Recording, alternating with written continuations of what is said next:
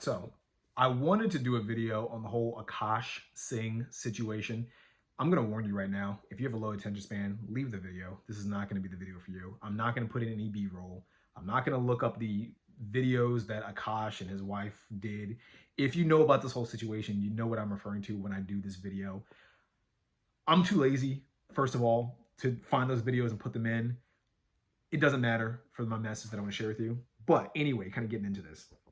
If you know about the whole Akash Singh situation, him and his wife, he has a wife named Jasleen. Pretty much she's a complete liar. She fooled him into believing that she was a complete virgin and that she was this innocent girl. Then they got married, and she is essentially kind of a lazy gold digger. I'm not trying to be mean. I'm just being completely honest. She's a bit of a lazy gold digger. She doesn't really do very much, and she sponges off of her husband's money, which is okay if that's cool for them. But the downside is that in modern culture, because of her recent podcast and some old TikToks, I guess, that have been resurfacing, she's making them look bad. Why do I make a video about this? Why am I bringing this up? I've talked about this before. I've talked about the idea of eudaimonia, health, wealth, relationships. The relationships pillar, people neglect a lot, especially nowadays. A lot of people who are super solo, super overly introverted. I think America in general kind of fosters or cultivates this mindset of being overly independent. When you hear people talk, especially, no offense, especially a lot of girls, they talk a lot about financial independence, being independent from people. I'm going to talk about how that doesn't exist, first of all, in a different video. But this mindset that I think that America has cultivated prevents us from seeing the value of relationships. And it's detrimental in the grand scheme of things. I'll do another video in the future about other reasons why I think more people should focus on their relationships. But I've talked about this in the past. The partner you choose is super valuable. Like, there's a lot of people who choose to not get married. I have friends who kind of, when I got married, they were like, dude, why are you getting married? It's not good to get married. And some of those same friends who are also still not in relationships. And the few that are in relationships, they're in like really terrible relationships. Relationships that I personally believe aren't going to go anywhere, or they're kind of fake relationships. They're the kind of relationships that you get into for financial gain or for maybe social gain, maybe at the expense of your partner because they might not know any better. But it's a ticking time bomb. That's kind of my 2 cents on that. You want to pick a good partner, though. I think a partner is super valuable to you. It's kind of like the expression, 2 is better than 1. To me, it's like basic math. Like, 2 people doing something in general is better than 1 person doing something. And if the 2 people are extremely competent, extremely intelligent, and are extremely hardworking, then it's not like an equal valuation of like 2 versus 1. It's more like a multiplier. It's like the 2 people are really like 10 or 20 or 100 people versus like 1, like versus you doing something by yourself. Hopefully that like math kind of makes sense to you. But again, sharing this video because basically my advice to you, if you're watching this, learn how to vet people properly so you don't end up with a Jasleen.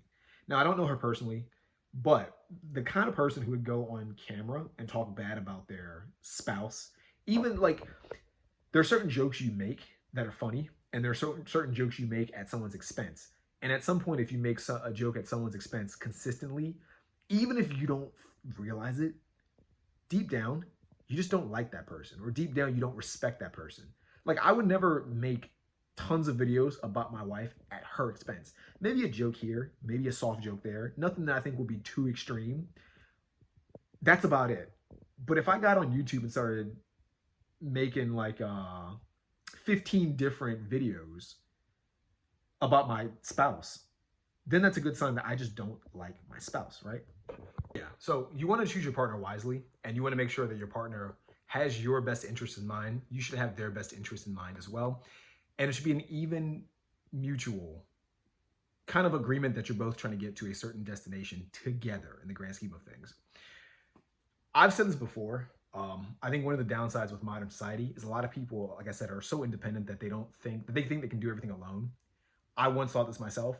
The truth is you can't. You can't do everything alone. If you see the people who are the most successful, they have allies. They have resources that allow them to go the furthest, the fastest, because they have shortcuts built in. Whether they realize it or not, they have shortcuts built in. It's kind of like if you see someone like a Donald Trump, for example, whether you hate him or whether you love him, doesn't really make a difference. A lot of his success you can attribute to a lot of different variables, but one of the biggest variables is that he just knows a lot of people. Now, I don't know him personally, but You're coming from a childhood who you're talking about a guy whose childhood involves him being the son of someone who's already a wealthy multimillionaire real estate developer. That alone will give you inbuilt connections that'll almost guarantee your success. Assuming you don't do something stupid like get on drugs or ruin your reputation too soon with like crazy maybe sex stuff, and even that, if you have enough money, you can get out of. Connections mean a lot, and I think a lot of people. It's one of those things that's heavily underrated when it comes to like long-term success. It's just knowing the right people. I once heard a good quote, and I think it's super true. Underrated quote, by the way. It's a quote that I don't hear many people say. It's not about who you know, it's about who knows you. Who you know is great. Like if you're someone who knows nobody at all, that's bad. If you're someone who knows a lot of people, that's fantastic. If you're someone who's known by tons of people, that's the best case scenario. Um, but again, you want to avoid someone like a Jasleen, and you want to be the kind of person who can vet people appropriately, whether that's friends, acquaintances, whatever, but especially your partner. You want to be able to vet them appropriately, because the wrong people closest to you in your life can be devastating to your life. Does that make sense? Your friends are relatively close to you, so having bad friends can literally ruin your reputation and destroy your life. Your spouse is the closest person to you, so having a bad spouse will destroy your reputation and will destroy your life in like monumental ways. And that's kind of what we're seeing with Akash. Like I go on YouTube and I know like the algorithm is going to keep showing me content based on him. It's crazy like how many people I've been seeing talk about this dude who don't even have channels like related to comedy, related to like dating or relationships, just random like channels will talk about it because it's easy to talk about. It gets views for right now at least. And it's kind of, I don't know, it's kind of one of those things too where you like to watch like a car crash or a train wreck. You kind of like to see other people's misfortune for your own entertainment. Um, but I do think built into all that, there is kind of like a underlying fear of someone close to you destroying your reputation. And when we see other people kind of live out our fears, it kind of, this is like my own like headcanon, I guess. It's like a sigh of relief. It's like, whew, I thought I'm the only person that was afraid of this, but it's nice to see someone else get fucked up as bad as I hope I never get fucked up. Does that make sense? But yeah, I'm kind of all over the place in this video, I know, but hopefully you get the core message from this video. Choose your social circle wisely, but especially choose your partner wisely so you don't end up with a Jasleen. And I think if I had to give my 2 cents on how to kind of pull this off, I would say meet a lot of different people as often as you can, as early as you can, and really take the time to like talk to these people, learn about these people, really invest in these people. And I think by doing that, you'll have a better idea of like different personality types. It's kind of like, I was gonna end the video, but I just want to like get this out real quick. When I was younger, when I was in like my early 20s, I was terrible at talking to girls. And so I made it my point to try to talk to a lot of girls so I could learn how to talk to girls. And I was not really social as well, so I also made it a point to talk to a lot of dudes and just be more social, try to get out of my comfort zone. I would go to bars by myself, try to go to events by myself, strike up random conversations with random people by myself, which is super difficult. If you're someone who's never tried doing this, especially if you're a guy, if you've never tried doing this, it's very difficult to do. It's stressful, makes you anxious, it's uncomfortable, which is why you should do it. When you start doing this a lot, you pick up patterns. And this is true with like anything in life. The more you do something, the more you recognize patterns. And you kind of realize that certain people can almost be grouped into like boxes. And I'm not saying that the box that you put them in or the box that they might fit in is like a super perfect box. I'm not saying that boxes can't overlap. But in general, you can kind of learn a lot about people based on a few key characteristics, I'll call it. Quick example, when I was doing the dating thing, girls that were my type at that time usually had like a lot of tattoos, usually had like the red hair. I just kind of like that look because when I was in high school, when I was like super young, I was super like into rock, and a lot of like punk rockers and a lot of people in like classic rock, grunge rock, the hair metal, that's the way they dressed. They had like dyed hair, they had like a lot of accessories, a lot of tattoos. And so like as I got older, when I saw girls that dressed like that, I thought, oh, that's super attractive. She has like that rock aesthetic. Once I started to date those kinds of girls or meet more of those types of girls, they were most, not all, but most were very similar. and most had very similar traits and characteristics that I would personally, for myself, consider not very healthy. Um, like I'll give an example. If I ever saw girls who had like tons of tattoos, I'm not talking like one or two or even like five. I'm talking about like sleeves of tattoos. I tend to find that they're girls who seek attention a lot. Um, and almost, it's crazy to be honest. Almost like without fail, girls like that I tend to find are quick to cheat on you. They're quick to kind of do things at your expense. Like if you at any point don't satisfy what they want from you, they'll leave or they'll cheat or they'll do stuff behind your back or they'll just kind of make life not fun.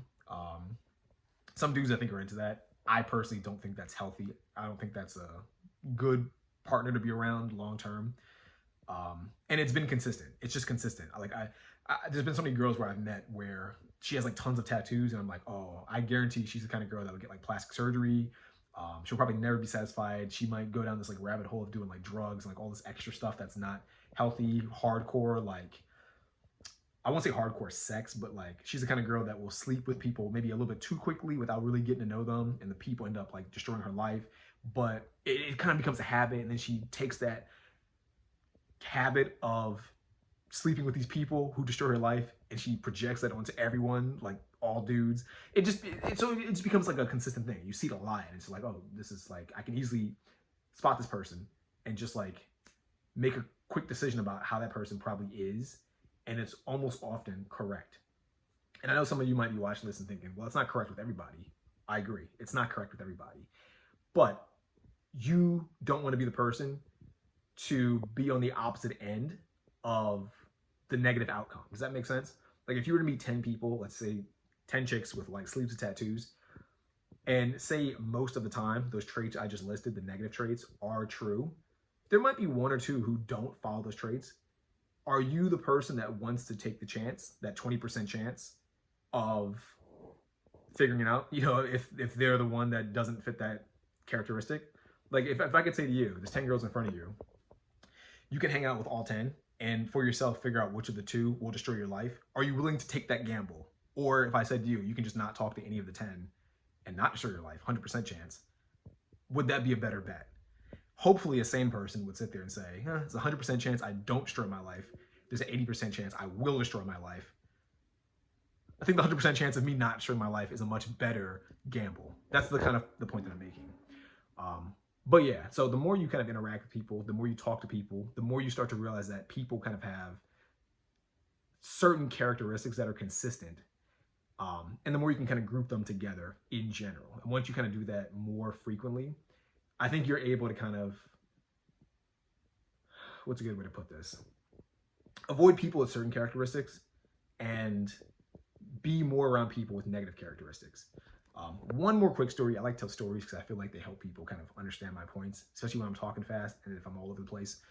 Some friends of mine recently, one friend in particular, I stopped talking to him. And there's a few reasons why I stopped talking to him, but one of the main reasons, I shouldn't say main, one of the big reasons, he doesn't apologize, ever. And you might be thinking to yourself, well, why should people apologize? I've found that if you are unwilling to apologize ever, even when you've objectively done something incorrect, it shows you don't take accountability and it shows you lack remorse. Does that make sense? Like imagine me and you, we know each other. And let's say I punch you in the face intentionally or unintentionally. And you say, yo, dude, what are you doing? You just hit me. And I say, oh well. Often. Like let's say I always do that. Am I a good person to be around then? Hopefully you're going to say no, because you know that if something happens, if I hit you again, at no point will I ever take accountability. And at no point will I acknowledge the fact that I've hurt you. I'll always consider it to be your fault, no matter what. And you can kind of extrapolate on that, but it's not a good personality trait to be around because the person will start to do things at your expense. And when you call them out on it and say like, yo, bro, you're doing this thing and you're affecting me, cut it out. They won't cut it out because in their eyes, they've done nothing wrong. Hopefully that makes sense. So I spotted that trait and I stopped talking to that person. I haven't talked to them for quite a while now, and I don't plan on talking to them anytime soon because I feel like to do so would be detrimental to my personal life. But again, when you're around people more frequently, you start to spot those like little patterns. If you're around enough dudes that don't apologize for things ever, you can quickly say, there's like an 80% chance this kind of dude's just not good to be around because he never apologizes. And I've noticed that like every time we hang out on the last 7 occasions, he's done something wrong and he has not felt remorseful for it. Maybe it's best not to be around this dude. I don't want to take the chance of him like destroying my life, because he is willing to do something crazy and just not take me into consideration or not apologize for it. Does that make sense? So again, I know that was super long-winded. I know that was all over the place, but getting back to the original point, choose the people in your social circle properly. Vet people carefully and make sure that you're meeting up and talking to enough people to kind of see those intrinsic patterns and characteristics that will allow you to quickly put people into groups. You don't often have time to be around people super long term because it doesn't take that long for people to ruin your life. Some people, it takes a super long time, and that's also bad. Like, you don't, the last thing you want is to be around someone for like 20 years just to like not notice characteristics about them that were super detrimental, and a 20-year investment ends up, blowing up in your face because now you've wasted time. So cut people quickly, learn those things, and like the video if you liked it. Leave a comment below if any of this made sense to you, or if it didn't make sense to you. Maybe I can explain it better in the comments. Share this video with someone that might find value in it, and hope you continue to watch my content. I'll see you in the next one.